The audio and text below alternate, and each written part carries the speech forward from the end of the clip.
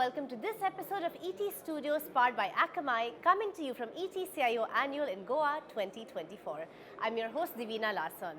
Now in this series, we're thrilled to bring you conversations with India's leading CIOs to get you unique and exclusive industry insights. Today we're here to decode operationalizing an effective security architecture. Without any further ado, it's my pleasure to welcome very esteemed guests today. We have joining us Gaurav Gulati, Group CIO, Motherson Group, and Mitesh Jain, RVP India Region, Akamai Technologies. Gentlemen, thank you so much for joining us today on ETStudios. It's a pleasure to have you here. Thank you for having me here. Yes, thank you. We're here to talk about a really interesting and important topic. And in fact, Gaurav, let's deep dive with you right away. Your perspective coming from the manufacturing background. Now, surely on your platforms, you have multiple internal, external users logging in, using your applications. That must open up this space, of course, for all kinds of threat. So just want to get your sense on how you really deal with threat of credentials, credential abuse. Is your organization ready for it, really? Yeah. And what's the way forward? So basically, as we know that credential theft is one of the key loopholes what the malicious actors exploit. And with the spread around workforce and then after COVID, everything went remote. So that got amplified in that sense. Directions. One, obviously, technologies like multi-factor. But in that, it's very important to understand that it's again an evolving space. We have seen multi-factors getting breached by certain angles. So evolving that continuously is the game like. But the second and more important aspect is the people aspect of it. Again, the MFA's breaches, what happened was because the people aspect was weak. So we lay very high importance on that aspect, the training the users, because that's the weakest link I think in the whole chain, and that workforce is ever evolving. No, the people are leaving, joining the organization. So to ensure that our newest employee is as well versed with what we intend him to behave like in the security parlance is what is very challenging, and that's where we lay a lot of focus on. So technology and people aspect combined, I think that's what mitigates this risk to large extent. So would you say this is sort of one of your top security priorities? It would be right up there, yes, for sure. Yeah, wonderful. Mitesh, let's get you in on this. So, Akamai has released some very interesting reports actually about all kinds of threats, again, across the board. You deal with industries, with organizations from A to Z, really. You also, therefore, are part of internet traffic that amounts to, I think, 40% of what's out there at the moment. So, from your vantage point, what have you seen as some of the biggest challenges? Of course, as we've been discussing with Gaurav, it's ever evolving. But as it stands today, what are some of the biggest security challenges that you've encountered? Sort of ended the conversation, but even before that, I want to thank Gaurav and Motherson for being our customers. So thank you, Gaurav. So first of all, thank you for recognizing the work that we're doing in the security space. And as you mentioned, indeed, managing significant portion of the internet traffic gives us unique insights into the emerging security threats. So if you look at the security challenges, or one of the top few security challenges that organizations are facing today, credential abuse is right up there. Now, these type of threats are particularly concerning because of the widespread use of automated bots that try to gain unauthorized access using stolen credentials or guest credentials. Now, in addition to credential abuse on our platform, we also see significant threats such as API abuses, such as ransomware, and also sophisticated DDoS attacks. And the threat research report that you highlighted does provide unique insights into some of these, but it also provides actionable insights to our users to enhance their overall security posture. Wonderful. So thanks for that background. And now from credential abuse, let's get a little bit of input on zero trust. Now, of course, Gaurav, zero trust has been around for a long time. Of course, organizations have been in various stages of implementing, but surely there are certain challenges that, as you said initially as well, they are ever evolving. The landscape is ever evolving. But how do you see zero trust implication as it is today? And what are some of the biggest challenges that you've experienced? As a capability, I think it's something which is very, very critical to have. So it's not a choice. It has to be enabled. Again, it's an evolving thing, but still, whatever is available has to be deployed. Now, the key challenge is the paradigm shift it brings, because always we thought, or the whole architecture was that whatever is inside is safe versus what is outside is a threat. Now that boundary is no longer existing. The applications have moved out, whether it's the infrastructure as a service or software as a service, and users have moved out. So both the stakeholders have moved around, and now it's partially in, partially out. So literally, there is no boundary.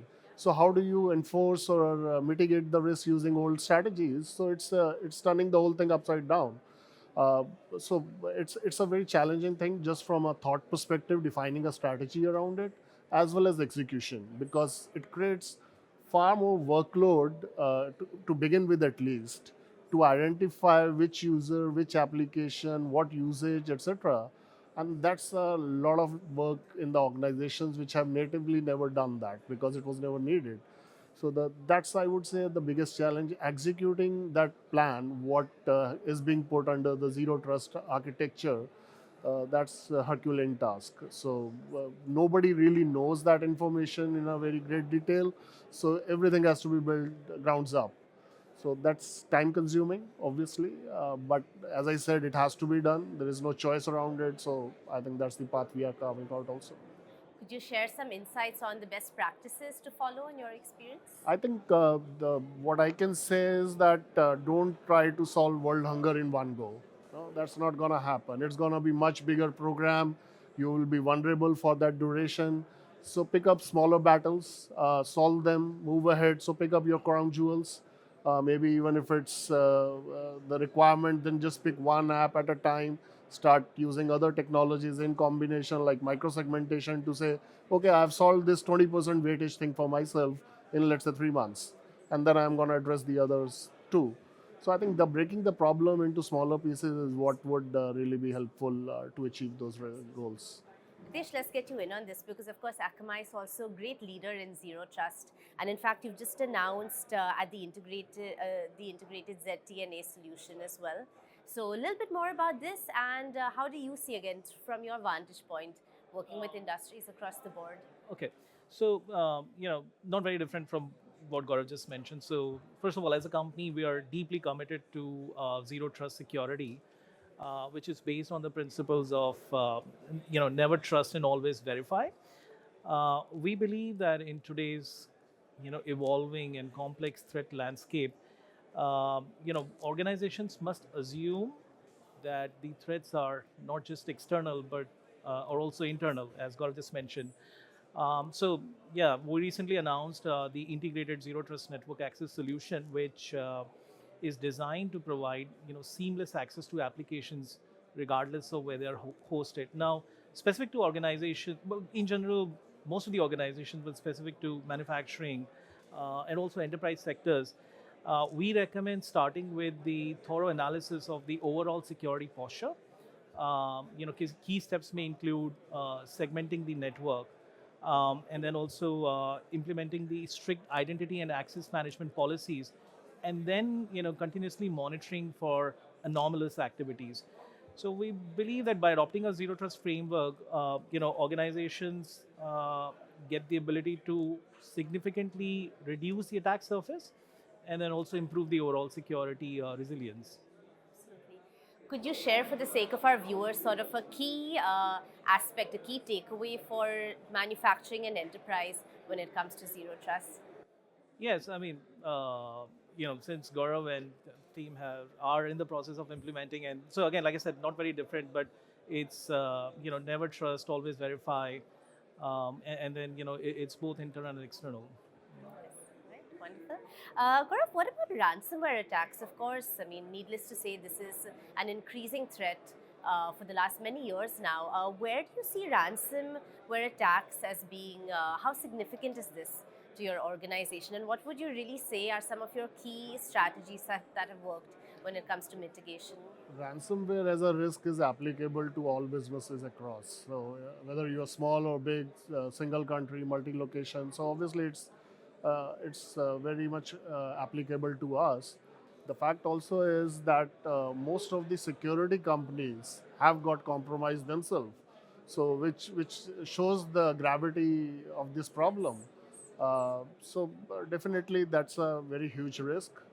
And again, going back to the point that user putting all the tech solution is anyway given. It has to be done, and you have to keep upgrading, looking at the newer threats, how things are happening in the marketplace, solution evolutions, etc. But people again is the core here.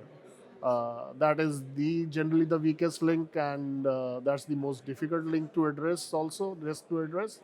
So I think that's where again ransomware also that's the same strategy we are following, that trying to educate our users what to do and what not to do in a manner what a business user can also understand and appreciate. Here we are not talking about techies, we are talking about a business user in a manufacturing organization. So we are trying to simplify it, and that's where we are focusing a lot. Mitesh, people factor at the heart of ransomware attacks. Do you agree? What's your point of view? Well, yeah. So, but before I answer that, we were at this event last year, and there were fewer CIOs that spoke about ransomware. And if I compare it to this year, I think there are more CIOs seem to be concerned with ransomware. And microsegmentation is our way of looking at mitigating ransomware. But at Akamai, our point of view specifically to ransomware really focuses on the proactive and layered security approach. We believe that preventing ransomware starts with having robust defenses in first place, which may include network segmentation that I know Gaurav and team are already doing, comprehensive threat detection, and then real-time monitoring. And of course, we have solutions for ransomware mitigation where the solution has the ability to detect and then block the ransomware before it infiltrates the systems. But besides that, we also emphasize on the importance of employee training and taking regular backups to sort of minimize the impact of potential attack. Yeah. So once again, of course, having your team skilled, upskilled, trained is obviously very key here as well. Absolutely. Yeah. And I also believe that by combining these advanced security technologies with the best practices, organizations can significantly reduce the risk and impact of a potential ransomware threat. Yeah. Also, I think the paradigm is that while you have to ensure you do everything that such a thing doesn't happen to your organization, but the strategy should be defined basis that it is going to happen, and it's just a matter of time. So from a strategy perspective and the planning perspective, you have to consider that it's going to happen. It's just a matter of time, and what you are going to do in that scenario, or how you're going to curtail the blast radius or the impact, how you're going to get back to business, what is your critical things and not. So I think planning perspective, you have to overcome that mental block that I will do everything good and then it will not happen to me. So while that's your goal and that's what you have to strive, but your plan needs to have what if it happens. Yeah, and that's very key. Yeah, and if I can just add to that, I think the core philosophy is that regardless of the measures that we put in, attacks will happen. So the idea is when that happens, is there a way for us to sort of minimize the blast radius? And I think that's the approach we are taking with the organization that we're working with. So scenario planning something that is a big part of your strategy? Yeah, definitely. So again, layered approach. If one layer is breached, how do we contain it at next layer, third layer, fourth layer? And history teaches us a lot. No? If you go back in the old world also, that's how kingdoms used to protect their assets. No? The palace used to be on top of a hill, then they would build a water body around it, then when they will build narrow alleys. So all those was layers. If they could have just said, no, king is very powerful with a large force, they need not do all of that. So I think history teaches us a lot. That's a great analogy there.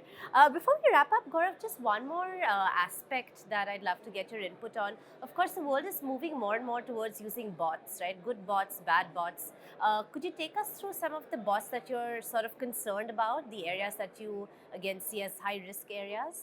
Yeah, while I think on the technology sides, bots trying to exploit APIs and whatnot, I think that part is definitely there and it's high risk. But fact is also the defense has moved to the AI, right? So it's AI versus AI kind of a battle. Who configures is better, who's more up to date is the thing.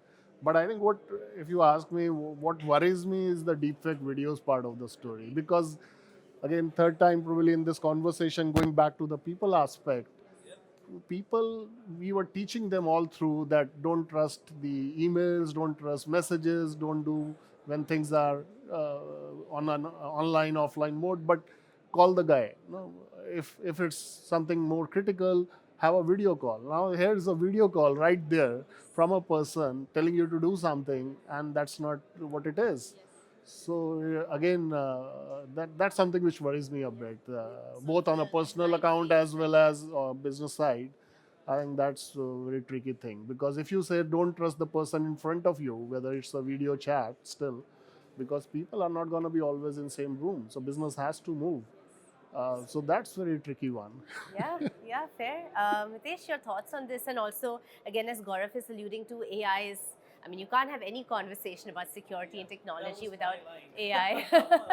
Well, that's absolutely the way. So, what is your perspective on AI for security, and vice versa, security for AI? Yeah, it's interesting. So first of all, at Akamai, we recognize that AI can be both a powerful tool, but at the same time, potential risk in terms of threats. So from our perspective, when it comes to AI for security, it really means leveraging the artificial intelligence to enhance threat intelligence, to automate responses, and to also be able to predict potential attacks with greater accuracy. So when we look at AI and how it is helping us today, it is really helping us analyze the vast amounts of data on our network to analyze to first of all analyze data and then identify patterns and anomalies which would be impossible for human eye to catch. So that is insofar as AI for security is concerned. Now, conversely, security for AI could mean really protecting these AI systems themselves, from adversarial attacks, and also ensuring the integrity of AI models and data. As AI becomes more mainstream and is integrated into our critical systems, it's absolutely important and critical for us to, protect these AI systems from exploitation and manipulation. So we believe that by advancing both AI-driven security and ensuring security protocols for AI, we can really harness the benefits of AI while at the same time mitigate the risks for the AI itself. Yeah. Yeah, it all goes hand in hand, ultimately. Yes. Yeah, Yes. absolutely. All right, gentlemen, thank you so much. Thank you for being here and sharing all your insights. It's been an absolute pleasure to have you here on ET Studios.